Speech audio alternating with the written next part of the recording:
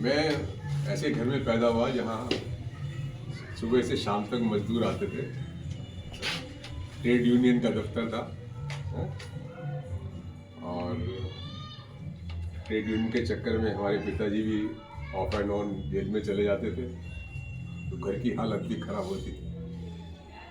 तो ऐसे वातावरण में हम पले, हमने गरीबी को, लोगों के दुखों को बचपन से मतलब देखा। और हमारे दिमाग में जब हम पढ़े स्कूल में पढ़े रहे थे, तभी हमको कुछ लगता था कि नहीं, कुछ करना चाहिए।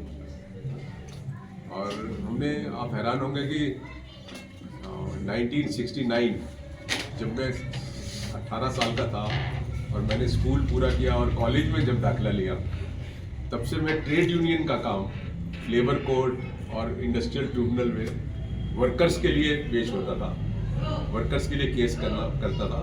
मैं वकील वैसे नहीं था, लेकिन वो वकालत से कम नहीं था बिल्कुल भी किसी तरीके से।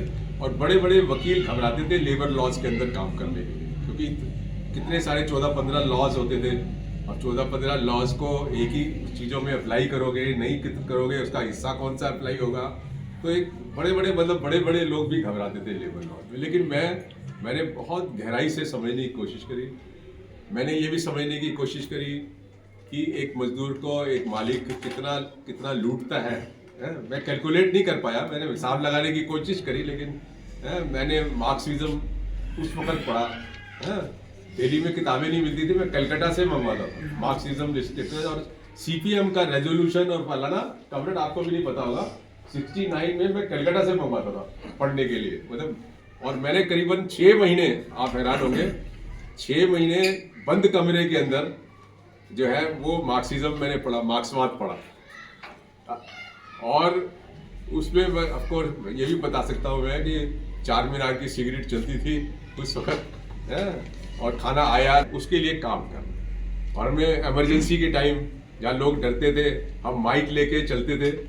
जगह जगह हड़तालें पता नहीं कितनी करा दी मैंने 1976 में। उस वक्त लोग बोलने में डरते थे, हम अखबार निकालते थे।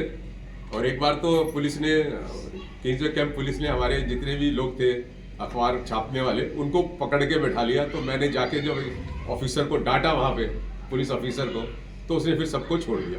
वरना वो, और सड़क के ऊपर भी मजदूर की जो लड़ाई लड़ी, उससे एक बड़ी अच्छी सी समझ बनी कि एक पूरा वर्ग है 85-80% समाज में है जो पिछड़ा हुआ है। और फिर जैसे जैसे आगे बढ़े जीवन के अंदर, लॉ कर ली 76 के अंदर, फिर हाई कोर्ट सुप्रीम कोर्ट में वकालत शुरू कर दी।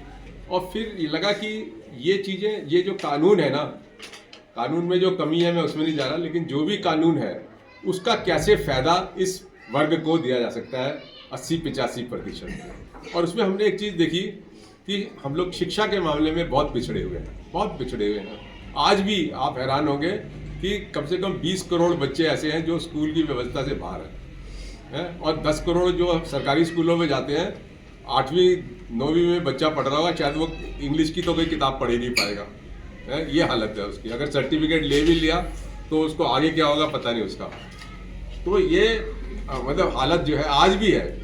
तो आप समझ लो कि जैसे हमारी दोस्त बता रही थी कि 16, 17, 18 साल पहले जो डिसेबल्ड बच्चे होते थे, विकलांग बच्चे जो होते थे, उनको स्कूल में दाखिले ही नहीं देते थे। उसकी एक लड़ाई लड़ी। तो वो जो पूरा एक लंबा दौर रहा लड़ाई का, उसमें हमें ये लगा कि 2 चीज़ तो बहुत ही बुनियादी है, एक हेल्थ और एक एजुकेशन। और हमारा समझ ये है कि इस देश में हर एक व्यक्ति, चाहे पैसे वाला है या नहीं पैसे वाला, हर एक व्यक्ति को अच्छी शिक्षा मिलनी चाहिए, फ्री और अच्छी। और ऐसे ही स्वास्थ्य हर एक को मिलना चाहिए।